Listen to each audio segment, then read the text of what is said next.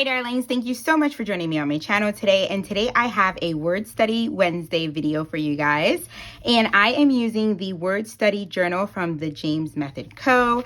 I have been sharing videos every other Wednesday-ish here and there as I find words that I want to dig into. And the word that I am studying today is BaRaK. And this word has been on my heart all through the month of January because I have seen this word again and again and again. As you guys know, I am reading through the Bible in a year, and so I'm already done with Genesis, finishing up Exodus, and throughout Genesis, it was just a prominent word that I kept stumbling over again and again. And every time I would see it, I was like, I really want to do a word study on that. And then this month I was going through together from By the Well for God, this devotional.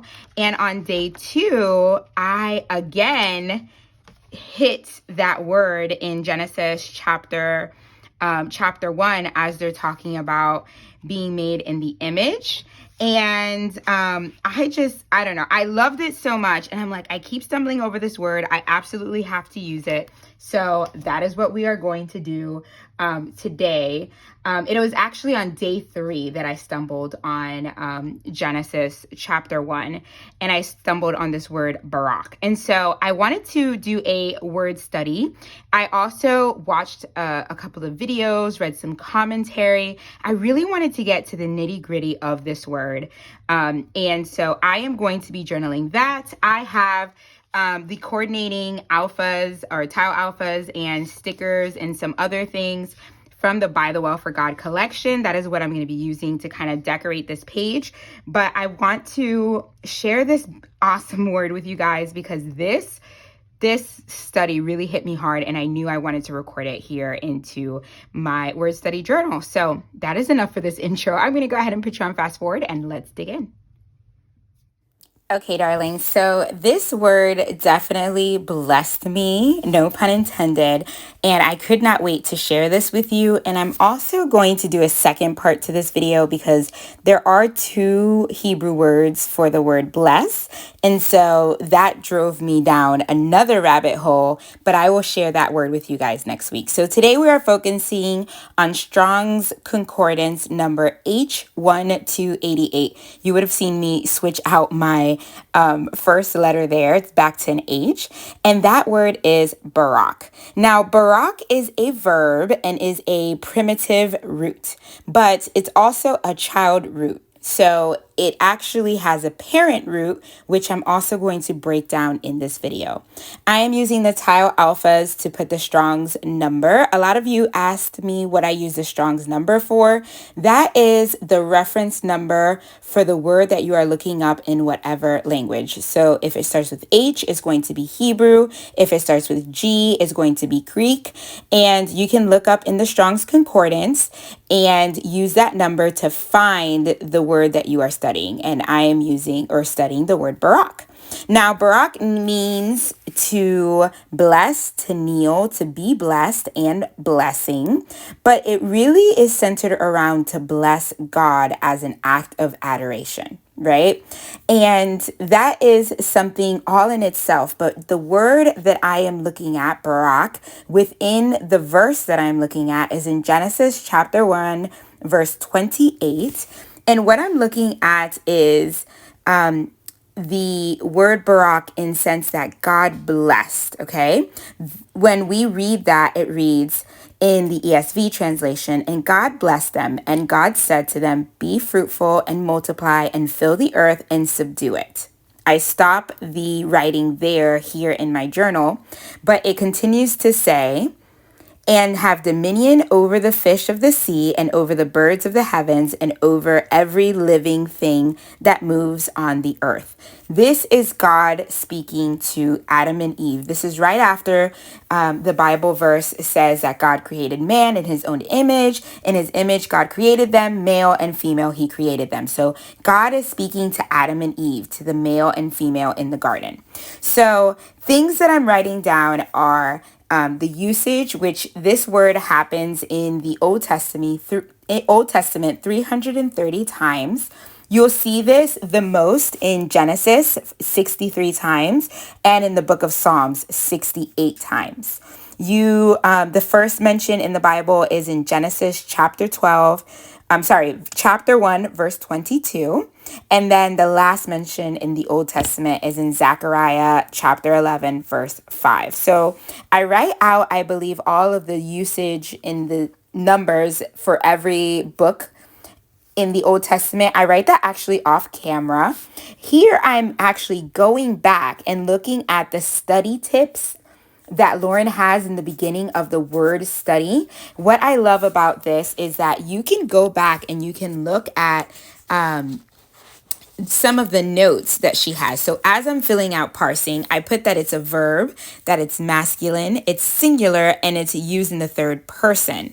But then when I look back, I'm looking at the study helps in the front of there, and it says that in the parsing verbs, this is actually a imperfect verb, okay? And as an imperfect verb, this verb means that it is describing something that is ongoing. It's repeated, okay? So it says imperfect is used to describe actions that are incomplete, ongoing, or repeated. And it is also frequently used to refer to actions that will happen in the future. So this verb, that God bless them, is actually a continual blessing, right? That is what that means. This is why it's important to study the parsing when it comes to your word. This verb, now that I know it's a sequential imperfect verb, and I can see that this is something that is continuous. So this blessing that God gave Adam and Eve, it's ongoing. And the reason I believe it's ongoing is because this is going to pass on from generation to generation. Okay, so you'll see me take out more of the stickers from the By the Well for God coordinating set. What I did was I stamped out a banner from the Banners of Love. It's a 4x6 stamp set that By the Well for God had in the shop. And then I used the alpha tiles to spell out BaRaK. It's just serendipity that it has 5 flags, so that word fit perfectly. And then I'm going into the actual concept of this word. So I was digging through some information, and I found myself with this video that had so much information. And the word BaRaK actually, in Hebrew, they have an imagery to words. And so in the action concept for the word BaRaK, it's actually to kneel. And what I wrote for there is to kneel and worship to God, or a blessing from God, right? Or blessing God, I mean. And then there's a concept which is the object. And the object is the knee, right? The act of kneeling, the act of bending the knee to receive a blessing. And then the abstract concept is the blessing. And this actually means to feed in the Hebrew language. It comes from the parent root that I talked about earlier, that's bar, B-A-R. And that parent root has as well the action concept of feeding or filling or to fatten. And then the object concept for that is actually grain. So that picture of grain is what comes to mind. The second half of the word, right, because bar is that first half, you're also going to find at the end calf, which is that K. And that action is to bend, to cover, and to anoint, that action concept. And the object for this, the imagery for that, is actually an open hand. So when you put this all together, it gives you the picture of someone bending down, right, to feed or fill or fatten someone else, right? And it also has the open hand. But at the same time, on the other side, right, there is a receiver, because that is the giver that's bending down to give. The receiver also has to bend. It has to kind of let itself open and have an open hand to receive the blessing from the giver. I mean, it creates the most beautiful imagery all in this one word, BaRaK. And one thing that it should give you a picture of is the grain in hand to fill another hand. And I love the word to fatten, to feed, or to fill, because it kind of brings that provision to mind through the word BaRaK, that the blessing is a provision. So my main takeaway was that the word BaRaK signifies a blessing where the giver of the blessing bends to feed or fill the receiver with an open hand. But the receiver also has to bend themselves and give an open hand to receive this blessing. Another thing that I notated here in lexicon is that BaRaK is used as a euphemism. I hope I'm saying that word right. I'm probably not.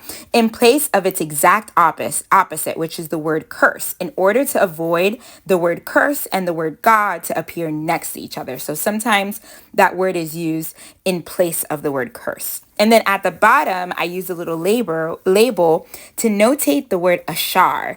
And ashar is the second Hebrew word that is used for blessed, because two words are used for that, BaRaK and ashar.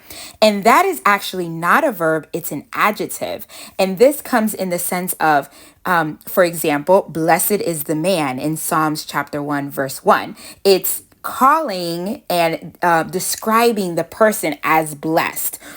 We also see it actually in the book of Job at 5:17. Our translations call it happy, but it's actually the background of that is actually blessed. So that is the word that I'm going to be definitely doing next. So here I'm just filling in those boxes. In the concordance, I end up writing the words bless, to cause to kneel, to be blessed or adored, to cause to kneel, I guess I wrote that twice, to bless oneself, and to praise, salute, or curse. And I added that last one specifically because it brings to mind that note that I had in the lexicon, how BaRaK can also be used as a euphemism. I'm still not saying that right, in place of its exact opposite word, which is curse. So that was very interesting to notate. So after I fill all of this in, I love the little ducks from the By the Well for God clear stickers. It's from the coordinating clear sticker set. So I'm actually going to grab that clear sticker set and I'm going to add ducks all over. You see me pulling that out now. I'm going to add little ducks all over my page and kind of sprinkle it in. I love the final look of this because it has kind of like that spring feel, and then the little ducks and the flowers, and it just all came together beautifully. I cannot wait to share next week the word ashar with you guys. I think it's going to kind of bring in a full circle the word BaRaK. And again, I have been seeing this word again and again, both in the book of Genesis, and then I've seen it in the book of Exodus as well. And it just blew my mind how this word, the book of Genesis, although it is a book of beginnings, it's also a book of blessings and of promise. We see the biggest promise given there in the proto-evangelium in Genesis 3:15, but then we also see that God is blessing constantly man. And I love to see that here in this book. So here at the top, I'm going to add the date, and then I'm going to give you a last look, and I hope you guys enjoy it. Thank you for joining me. Don't forget to hit the subscribe button and that like, and leave me a comment below. Bye.